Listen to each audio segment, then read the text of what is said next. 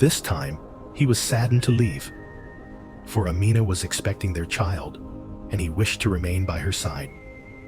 Abdullah was headed toward the town of Hadza, where a caravan of traders awaited him. Long journeys in that era were extremely challenging, and travelers often became ill on the road, sometimes losing their lives. After several months away, Abdullah fell seriously ill while traveling. Without proper treatment, he passed away within a few days. Amina was devastated when the news reached her. She loved her husband deeply and could not accept that he was gone. After some days, she regained her strength as she awaited the birth of her child.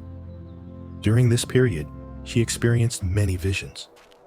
At times, she felt as though a radiant light was shining from within her. At other times, she heard a voice foretelling that she would give birth to a son and that his name would be Muhammad. She never forgot these words, but kept them to herself.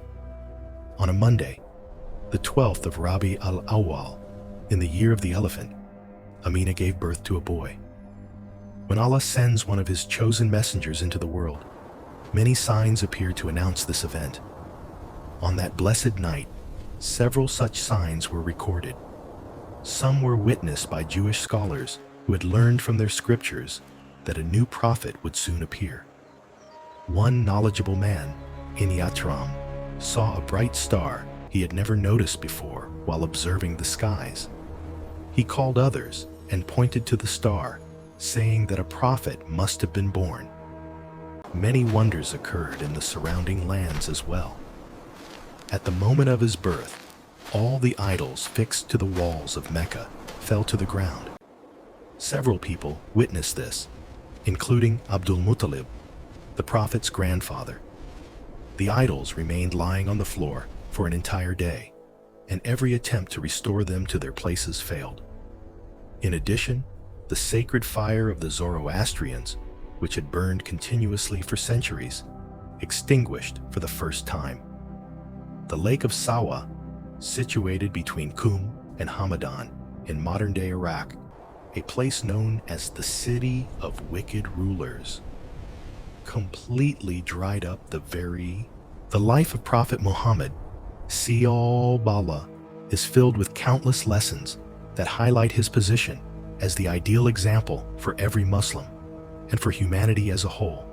His days were guided by the highest level of morality, excellent manners, gentle emotions, and exceptional character, all of which protect people from falling into wrongdoing.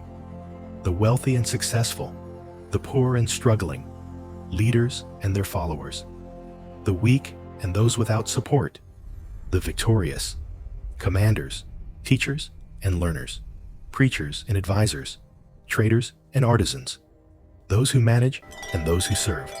Every type of person can look to the life of the Prophet, SAW, and find guidance that applies to them. The emergence of Islam is directly tied to him. He was chosen by Allah to receive revelation and to deliver his message. Believers from every background try to follow the path he taught. This series will narrate the life of the noble messenger, Muhammad, peace be upon him. While traveling north one day, a group from an Arab tribe in Mecca came across a hermit in the desert. Hermits were believed to be insightful, and the Arabs would sometimes ask them for advice. Some of the men stopped to speak to him and requested his counsel. The hermit asked where they had come from. They answered that they were on their way from Mecca. He informed them that Allah would soon send a prophet, and that this prophet would be from their own people. One of the men asked, "What will the prophet's name be?" The hermit replied, "His name will be Muhammad, SAW. He will guide you toward a new path of truth." At that time, Mecca served as a hub of both commerce and worship for people throughout Arabia.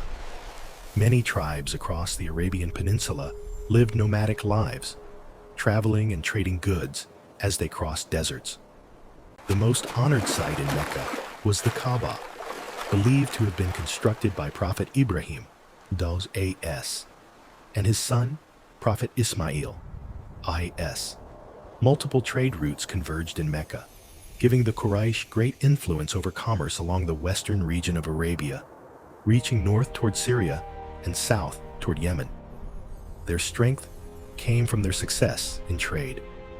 Abdul Muttalib, 70 years of age at the time, was the most respected leader in Mecca, deeply admired by its people. He had a son named Abdullah, who worked as a merchant. When Abdullah became older, he married Amina, the daughter of Wahab. The couple shared great love, and time passed happily. Eventually, Abdullah needed to return to his trade. He bid farewell to his beloved wife before departing. His journeys often lasted for months, and though he was used to traveling,